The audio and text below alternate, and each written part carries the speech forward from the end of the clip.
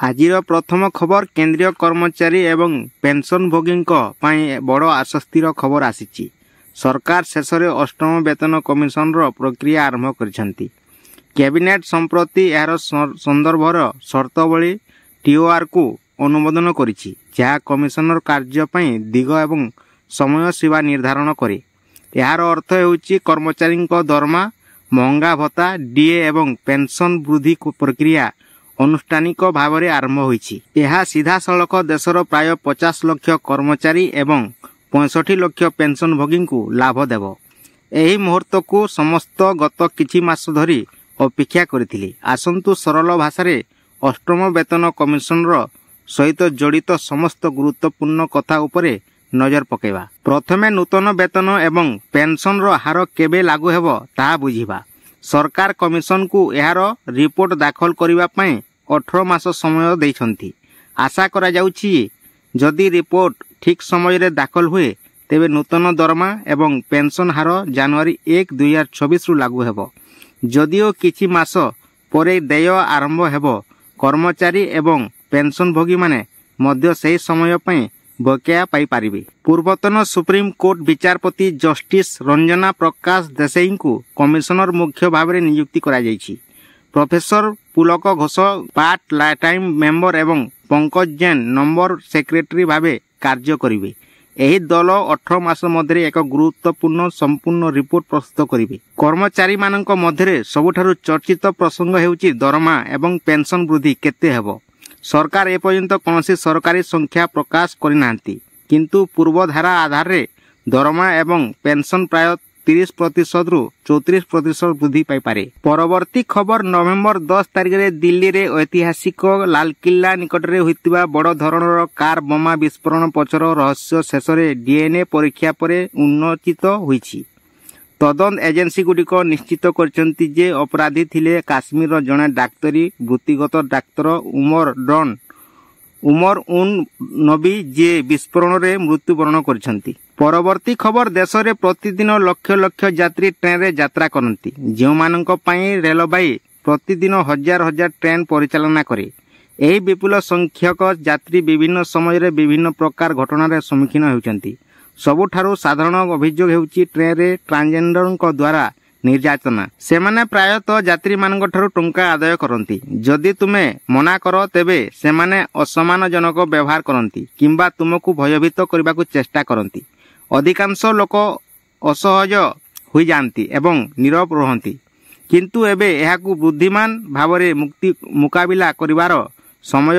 ସବୁବେଳେ ଲଢ଼ିବା ଆବଶ୍ୟକ ନୁହେଁ, କିନ୍ତୁ ପରିସ୍ଥିତିକୁ ନିୟନ୍ତ୍ରଣ କରିବା କିଛି ସରଳ ଉପାୟ ଅଛି, ଯାହା ତୁମର ସୁରକ୍ଷା ଏବଂ ଆତ୍ମବିଶ୍ୱାସ ଉଭୟକୁ ବଜାୟ ରଖିବ। ପରବର୍ତ୍ତୀ ଖବର ରାଜସ୍ୱ ମନ୍ତ୍ରୀ ସୁରେଶ ପୂଜାରୀଙ୍କ ଅଧ୍ୟକ୍ଷତାରେ ଗୁରୁତ୍ୱପୂର୍ଣ୍ଣ ବୈଠକ ପୁରୀ ସର୍କିଟ ହାଉସ୍ ପରିସରରେ ବସିଛି। ଏଥିରେ ଜିଲ୍ଲାପାଳ, ଉପଜିଲ୍ଲାପାଳଙ୍କ ସହ 11ଟି ବ୍ଲକ ତହସିଲଦାର ଉପସ୍ଥିତ ଅଛନ୍ତି।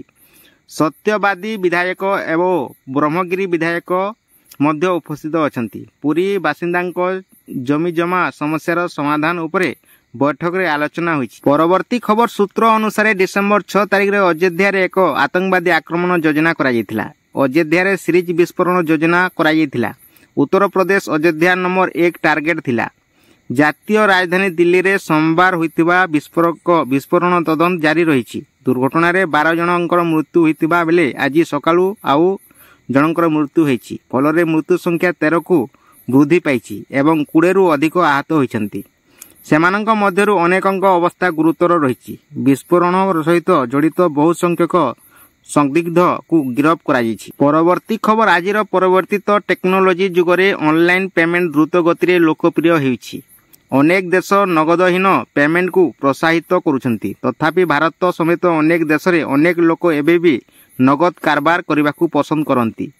ରିପୋର୍ଟ ଅନୁଯାୟୀ ୟୁରୋପୀୟ ଦେଶ ସ୍ୱିଡେନ୍ 100% ନଗଦହୀନ କାରବାର ସହିତ ବିଶ୍ୱର ପ୍ରଥମ ଦେଶ ହୋଇଛି। ପରବର୍ତ୍ତୀ ଖବର ହିମାଚଳ ପ୍ରଦେଶର ମଣ୍ଡିର ଭାଜପା ଏମ୍ପି ଏବଂ ପ୍ରସିଦ୍ଧ ଅଭିନେତ୍ରୀ କଙ୍ଗନା ରାଣାୱତଙ୍କ ଦ୍ୱାରା ଦାୟର ଏକ ସଂଶୋଧନ ଆବେଦନ ଆଗ୍ରା କୋର୍ଟରେ ଗ୍ରହଣ କରାଯାଇଛି। କଙ୍ଗନାଙ୍କ ବିରୋଧରେ ଚାଷୀମାନଙ୍କୁ ଅପମାନ ଏବଂ ଦେଶଦ୍ରୋହ ଅଭିଯୋଗ ଆଣି ଦାଖଲ କରାଯାଇଥିବା ସଂଶୋଧନ ଆବେଦନକୁ ଗ୍ରହଣ କରାଯାଇଛି।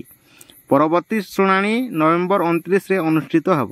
ପରବର୍ତ୍ତୀ ଖବର ଅନ୍ତର୍ଜାତୀୟ କ୍ରୀଡ଼ା ଆୟୋଜନ କରିବାର ଓଡ଼ିଶାର ସୁନାମ ରହିଛି।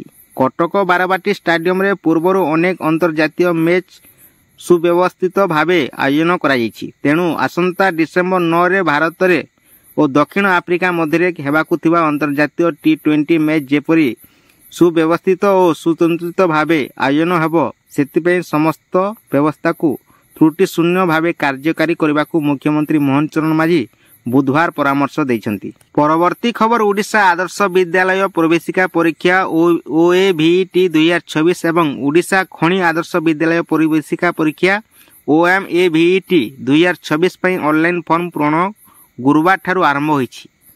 ମାଧ୍ୟମିକ ଶିକ୍ଷା ପରିଷଦ BSC ଓଡ଼ିଶା ଦ୍ୱାରା ଜାରି ବିଜ୍ଞପ୍ତି ଅନୁଯାୟୀ ଶିକ୍ଷାବର୍ଷ 2026-27 ପାଇଁ ରାଜ୍ୟର ବିଭିନ୍ନ ଆଦର୍ଶ ବିଦ୍ୟାଳୟରେ ଷଷ୍ଠ ଶ୍ରେଣୀରେ ସିଧାସଳଖ ନାମ ଲେଖା ଏବଂ ସପ୍ତମ, ଅଷ୍ଟମ ଓ ନବମ ଶ୍ରେଣୀରେ ଖାଲିଥିବା ଆସନ ବିଭିନ୍ନ ବର୍ଗ ଅନୁଯାୟୀ ପାର୍ଶ୍ୱ ପ୍ରବେଶିକା ଏବଂ OAVET 2026ର ଫର୍ମ ପୂରଣ ଆରମ୍ଭ ହୋଇଛି। ପରବର୍ତ୍ତୀ ଖବର କିଛି ଦିନର ଆଶ୍ୱସ୍ତି ପରେ ପୁଣି ବଢ଼ିଲା ସୁନା ରୂପା ଦର। ଆଜିର ଗୁରୁବାର ସକାଳୁ ସୁନା ରୂପା ଦରରେ ଏତେ ବଡ଼ ପରିମାଣରେ ବୃଦ୍ଧି ଦେଖାଇବାକୁ ମିଳିଛି। ଦିଲ୍ଲୀରେ ଦୃଢ଼ ବିଶ୍ୱ ସଂକେତ ମଧ୍ୟରେ ସୁନାର ମୂଲ୍ୟ ପ୍ରତି 10 ଗ୍ରାମ ପିଛା 2,290 ଟଙ୍କା ବୃଦ୍ଧି ପାଇଛି। ଗୁରୁବାର ପ୍ରାରମ୍ଭିକ କାରବାରରେ ସୁନା ବଜାରରେ ବୃଦ୍ଧି ଓ ପରିଲକ୍ଷିତ ହୋଇଛି। ପରବର୍ତ୍ତୀ ଖବର ଦିଲ୍ଲୀ ଲାଲକିଲ୍ଲା ନିକଟରେ ହୋଇଥିବା କାର ବିସ୍ଫୋରଣକୁ ଦୃଢ଼ ନିନ୍ଦା କରି ଏହାକୁ ଏକ ଜଘନ୍ୟ ଆତଙ୍କବାଦୀ ଘଟଣା ବୋଲି ଅଭିହିତ କରିଛନ୍ତି ପ୍ରଧାନମନ୍ତ୍ରୀ ନରେନ୍ଦ୍ର ମୋଦି। ଏହି ଘଟଣାର ଅପରାଧୀ ସେମାନଙ୍କର ସହଯୋଗ ଓ ପ୍ରଯୋଜକଙ୍କୁ ଉଚିତ ଦଣ୍ଡ ବିଧାନ ପାଇଁ ସଂକଳ୍ପ ନେଇଛନ୍ତି ମୋଦି। ପରବର୍ତ୍ତୀ ଖବର ଓଡ଼ିଶାରେ ଶୀତ ଲହରୀ ଆରମ୍ଭ ହୋଇଛି। ହଠାତ୍ ରାଜ୍ୟରେ ବିଭିନ୍ନ ଅଞ୍ଚଳରେ ଶୀତ ପଡ଼ିବା ଆରମ୍ଭ ହୋଇଛି। ସାରା ରାଜ୍ୟରେ ତାପମାତ୍ରା ଯଥେଷ୍ଟ ହ୍ରାସ ପାଇଛି। 21ଟି ସ୍ଥାନରେ ତାପମାତ୍ରା 15 ଡିଗ୍ରୀ ତଳେ ରହିଛି। କନ୍ଧମାଳ ଜିଲ୍ଲାର ଦାରିଙ୍ଗବାଡ଼ିରେ ସର୍ବନିମ୍ନ ତାପମାତ୍ରା 8.5 ଡିଗ୍ରୀ ସେଲସିୟସ୍ ରେକର୍ଡ କରାଯାଇଛି। ଭାରତୀୟ ପାଣିପାଗ ବିଭାଗ IMD ଅନୁଯାୟୀ ରାଜ୍ୟର ଅନେକ ସ୍ଥାନରେ ରାତିର ତାପମାତ୍ରା ସ୍ୱାଭାବିକ ଠାରୁ 3ରୁ 6 ଡିଗ୍ରୀ କମ୍ ରହିଛି। ଆଗାମୀ 3 ଦିନ ପର୍ଯ୍ୟନ୍ତ ଶୀତ ଲହରୀ ଜାରି ରହିବ, ଯାହାଦ୍ୱାରା ସାମାନ୍ୟ ଆଶ୍ୱସ୍ତି ମିଳିବ ବୋଲି ଆଶା କରାଯାଇଛି। ଏହାପରେ ତାପମାତ୍ରା 3ରୁ 4 ଡିଗ୍ରୀ ବୃଦ୍ଧି ପାଇବାର ସମ୍ଭାବନା ରହିଛି।